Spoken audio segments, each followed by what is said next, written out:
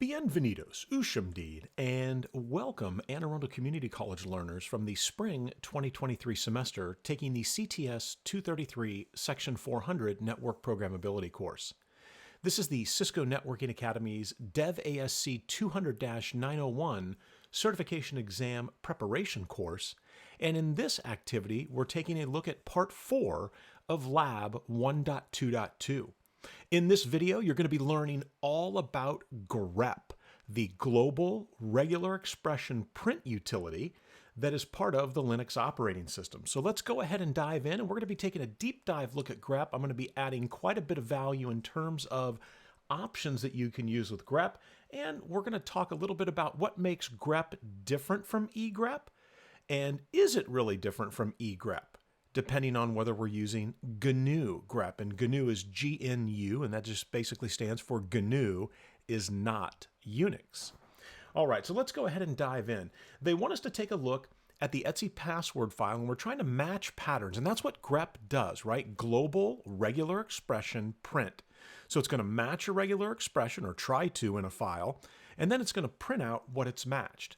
So if we were to say cat/etc/password, you can see that this file has quite a bit of information in it. There's even an account called Whoopsie right here. And so we're going to be trying to match DEVASC inside of this file. Now, how would I do that? Well, we simply say grep, then we type in the string that we're looking for, DEVASC, and then in which file do I want to find that pattern? So I'll say etc passwd. And there we go. So we match that one line. Again, global regular expression print.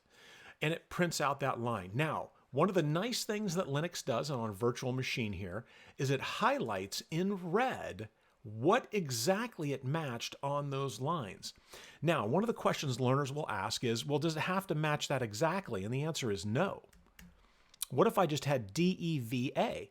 It's still going to match DEVASC because DEVA is what that string starts with. What if I just had some characters from the middle, like VAS? And take a look. It still matches that, right? So grep is an extremely powerful command line utility, and as you can see here, it's allowing us to match specific lines that are in the file and in the etc password file. So that's one thing that we can do. What if I was to grep root out of etc password? We have a root user, and you can see that this matches 2 lines out of the file. Now, it's nice that they led us up to this here, because this is going to allow us to start taking a look at what they call meta characters, or characters that we can use with grep in order to provide a little bit of specificity with respect to what we want to match. Now, when I said grep root etc password, it's going to match every line on which it finds the string ROOT in lowercase. What if I was to come back here and say, find me root in all uppercase? It's not going to match anything because it's case sensitive. Even if I had 3 of the 4 letters in the proper case, it is not going to match. It needs to be an exact match, and capitalization is going to matter here. Now, I'm going to show you a way around that in just a second, but let's take a look at our first meta character, which is really called the anchor character. And the anchor character, or one of the anchor characters, is a caret, which is right above the number 6 on your keyboard. So if I was to say grep caret root etc password, you can see that we don't match the second line here. We only match the first line. Well, why is that?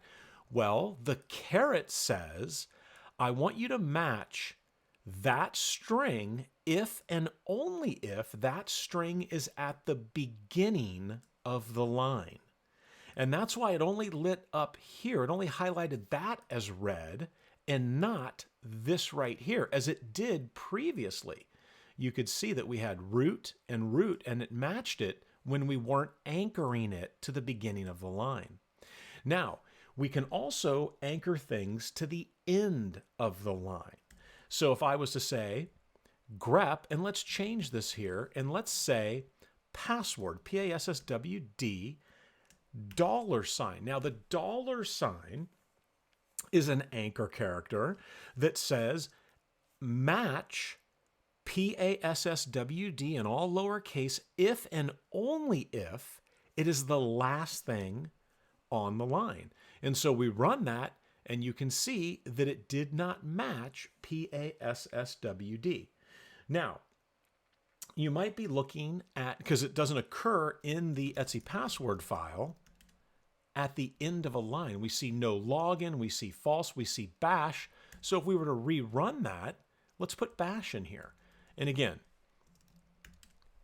you can see that it lights up red, and this is one of the beauties of our virtual machine. It's going to help us out here, showing us what exactly it matched. Well, it's matching bash, but only if it is anchored, again, if it occurs at the end of the line. The $sign means there can't be anything after that lowercase h, and the caret means there can't be anything prior to the string that follows the caret. So let's clear our screen. Now, you'll notice that some of the commands that they're showing in the lab are actually enclosed in single quotes, like this. Now, you'll notice that I was able to run those commands without the single quotes. Where you start to need the single quotes is if maybe you have spaces between what it is, or the strings that you're trying to match, or the characters that you're trying to match, right? So there's nothing wrong with enclosing them in single quotes. Again, sometimes you don't have to do that. But now let's talk a little bit about one of the options with grep. And remember I said before, if I said grep root out of etc password, we're not going to get anything because there is no all capitalized ROOT. Now, maybe you're not sure. Well, here is a command line option you can use with grep, which is -i. And what that -i means is ignore the case. And as you can see, the -i says, well, I'm going to match if it's uppercase or if it's lowercase. So I'm going to match either or. And that is one way, if you're not certain, you can simply type the string in that you're looking to match and use grep with a -i option. And so that will work for you as well. So that's the first of a number of the options we're going to look at. The next option we're going to look at is, what if I wanted to match all of the lines except the lines that had root? I could say grep, and if I don't know the capital, if I don't know if it's capitalized, I'll say -i and V. V is the option to say match everything except root, and I'll mix the case up there so that we can see that this is going to work. And that gives us all of these lines, right? Because all of these lines do not have that string ROOT, either all capitalized or all lowercase or mixed case for that matter. We're ignoring the case with the -i option. So let's clear our screen. So now we've seen two options, and you saw that you can combine those options. Now let's take a step back and talk about the period character, right? What does the period mean if I was to say grep, and we'll put it inside the quotes here, D.M. Well, the period means match any single character.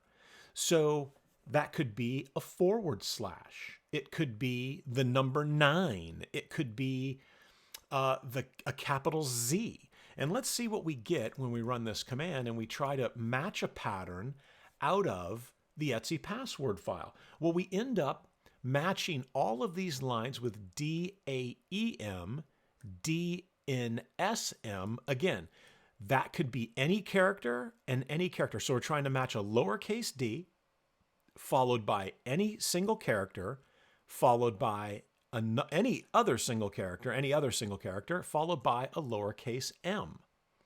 And again, this is what we would end up matching. So if you were looking for something and you knew, well, it starts with a Z, and I think there's 2 or 3 characters in there, and so I'll just put some periods in there. You could certainly do that because it's going to match any single character.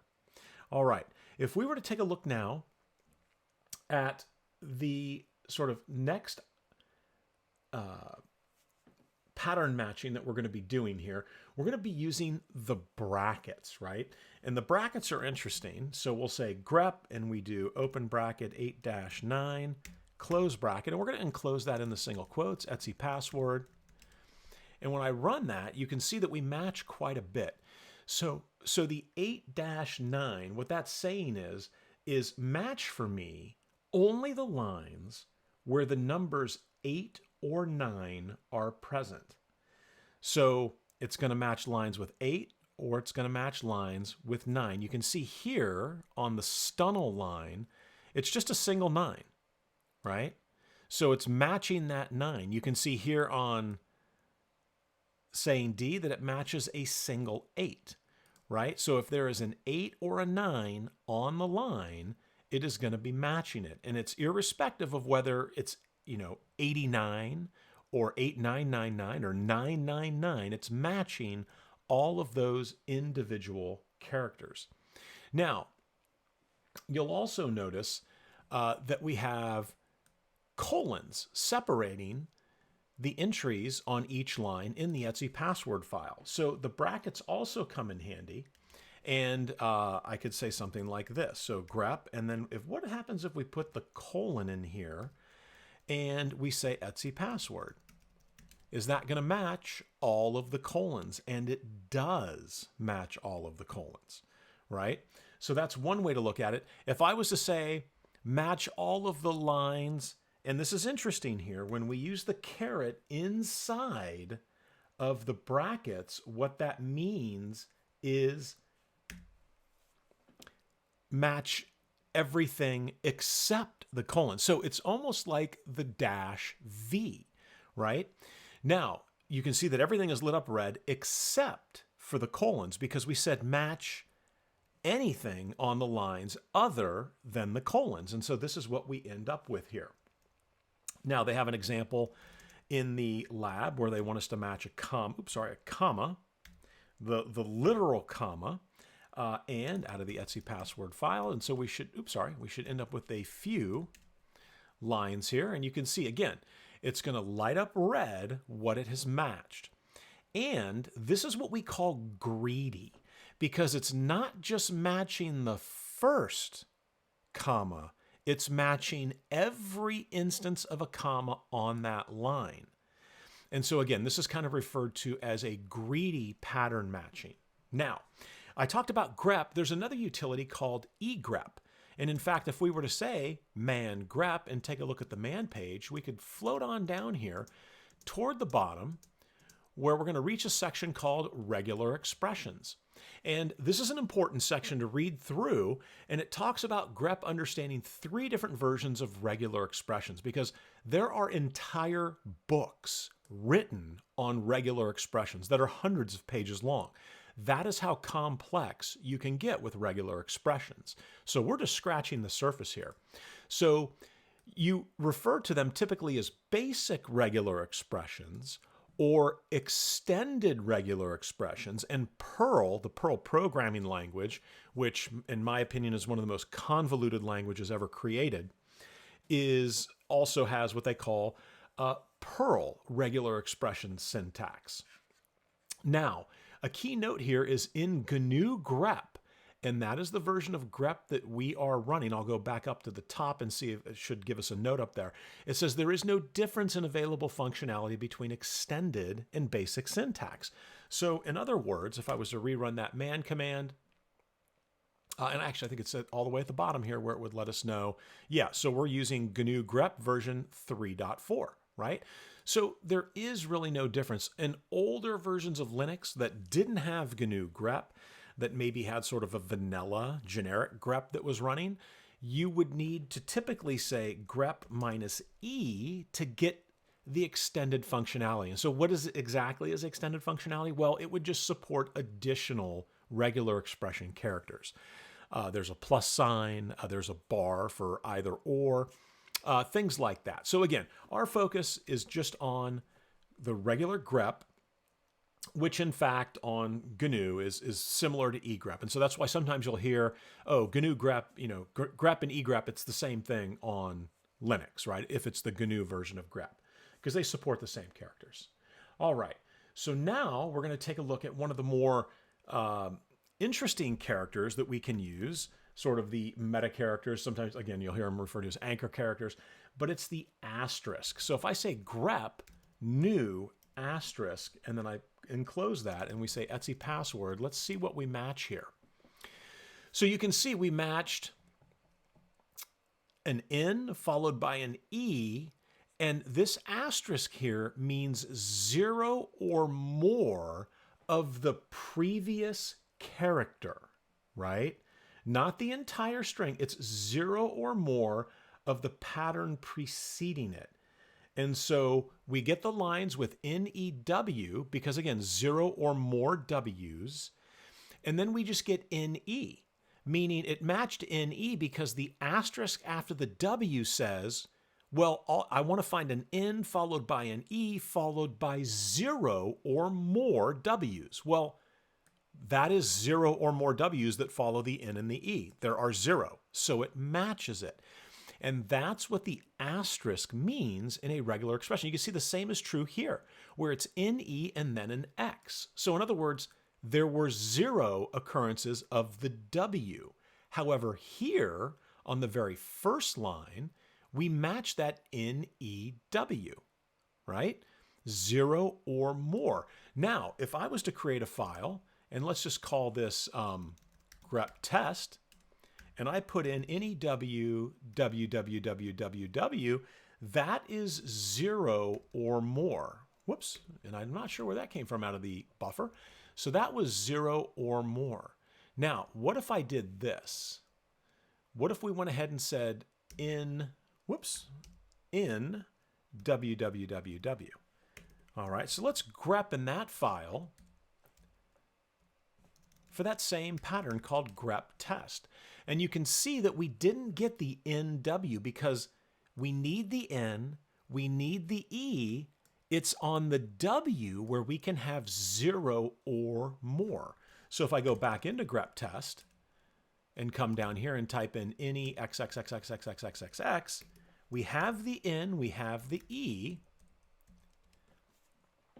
and then it's just followed by 0 or more occurrences of a lowercase w. And so the asterisk is inextricably linked to the character that occurs immediately before it. And hopefully you're able to see that here. So again, many ways that you can approach running grep.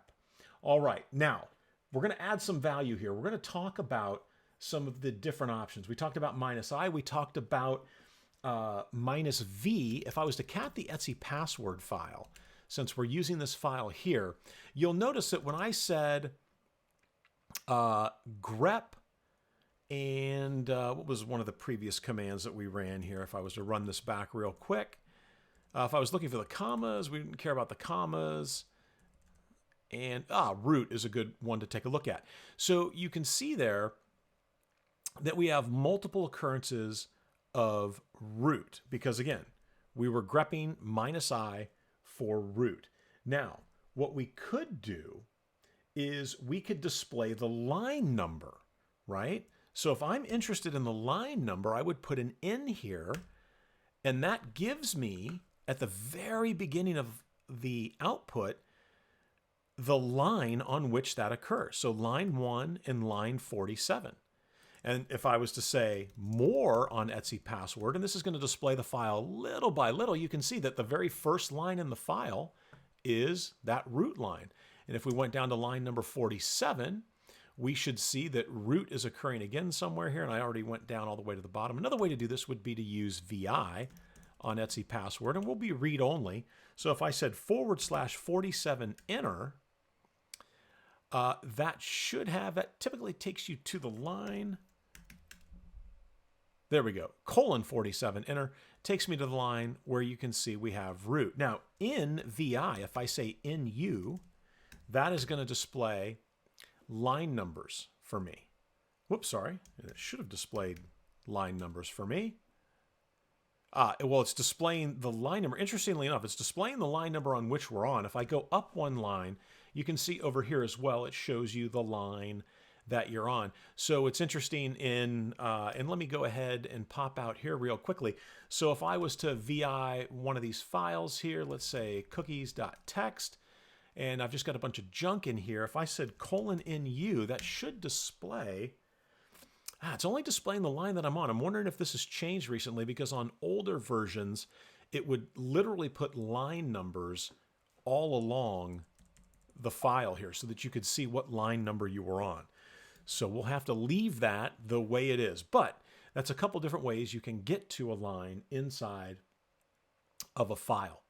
All right, so let's take a look at this. Let's take a look at this right here, this HPLIP. So if I was to quit out of the file here, clear my screen, and say grep -i HPLIP on Etsy password, what are we going to get? Well, we're going to get that line right there. Now, I'm going to show you how you can match a word, right? So you'll notice if I say grep -i HP out of Etsy password, we get that same line back, right? Because the H and the P are matching, right? So what we're saying here is I'm looking for a lowercase, or I should say, I'm looking for an H followed by a P, irrespective of the casing of that. And so we match that right there.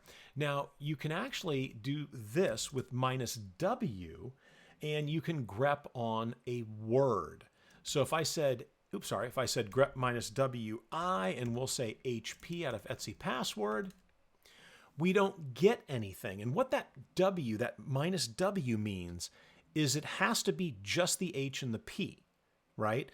With nothing before it and nothing after it. And let me prove that to you. Let's pull up our grep test file here.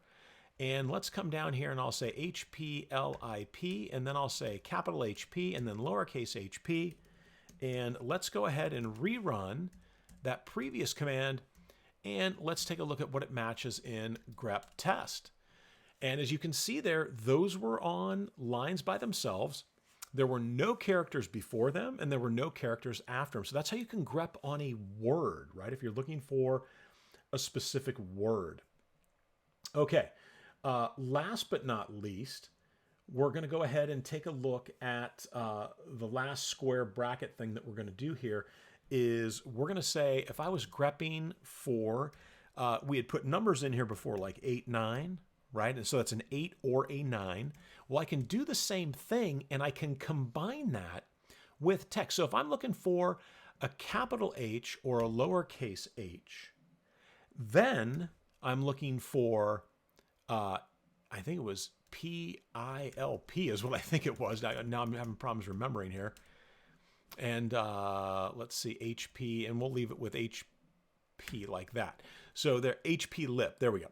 So you can see that that's saying match an uppercase or a lowercase h followed by the P. However, what is it matching there?